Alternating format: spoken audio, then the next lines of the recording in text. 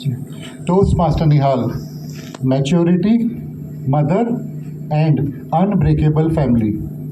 Maturity, mother, and unbreakable family, Toastmaster Nihal.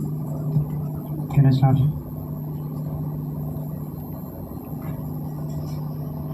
I was born into a family where people eat and drink maturity. And I'm very proud that my family members are well matured. Being in my family, I always feel like a guest in a Toastmasters meeting attempting table topics. I feel like a Kinley water bottle among the bottles of Scotch whiskey. And at times, I feel like a Pakistani cricketer during the presentation ceremony. Boys played well. I always feel suffocated because of my half-baked maturity. But my parents always talk and understand me with broomsticks and leather belts. I always thought my mom was always loyal to me until I got to know that she was the informant to my dad. Whenever I make a mistake, I get my quota of cover drive by my mom on my back. And after my dad comes from office, he completes his quota of helicopter shots on my back, as if my back is their playground. Good morning, Chief Judge, Contest Chair, my dear Toastmasters and dear evaluators. One day, a moneylender came to our home asking about my father. There is one hard and fast rule in our home. If any moneylender comes to our home, we should say, "My dad is not home." And I forgot and said, "My dad is inside, please come." On the day later, I was summoned by my mom in front of my dad to validate maturity and memory. My dad locked the door from inside and took out his beautiful black leather belt and thrashed me just like Virat Kohli thrashes the cover drive to a boundary in the over of Shaheen Afid. The very next day, my mom behaved like nothing happened on the previous day and said, "Nihal, you are the Hrithik Roshan of our town." Whereas I was even struggling to be Rakesh Roshan. And my mom continued, "Nihal, you should always concentrate on studies. You should never fall in a relationship." My mom's advice was like, if there are 10 items in a thali or a plate along with motichur laddu and you are asked not to eat motichur laddu, what would you do? You would grab motichur laddu in the very first instance. I did the same thing. How many of you had crush in their childhood? Wow.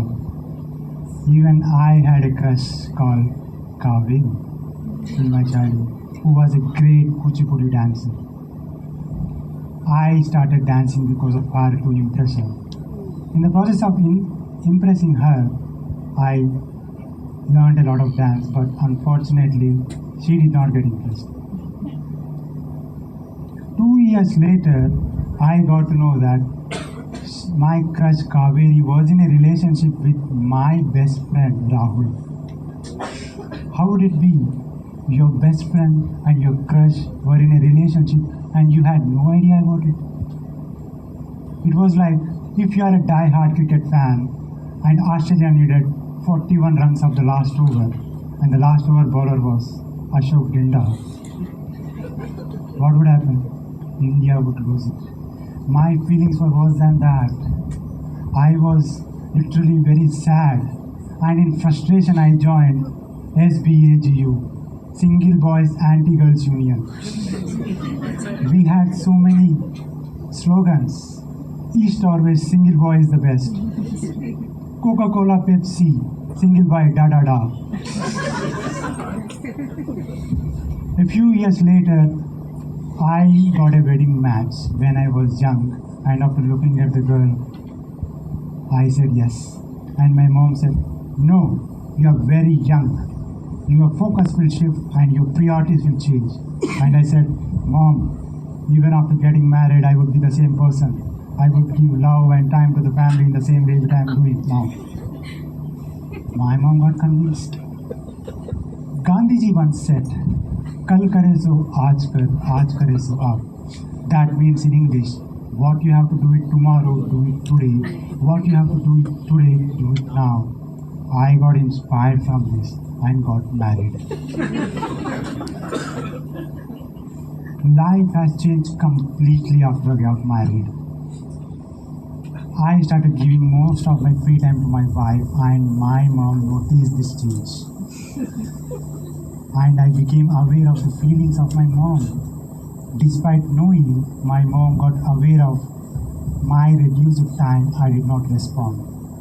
A few years later, COVID outburst happened during the second wave. My mom suffered in front of my own eyes, and I could not do anything about it as I was also suffering from high fever 104. At that moment, I got a sudden flashback of how my mom was involved in my development and growth, and how I neglected her in the recent times. My mom, as a working woman, has done all the household work and never asked me the single favor. My mom had one roti and ensured I had three. There are so many things which cannot be put into words, but the best thing is she has never ever discussed with anyone about her sacrifices for the family. After my mom recovered from COVID, I make sure I did not lose any opportunity of making her happy and satisfied. I started going for a walk with her. I made her a cup of coffee for her, and I spent a lot of time with her.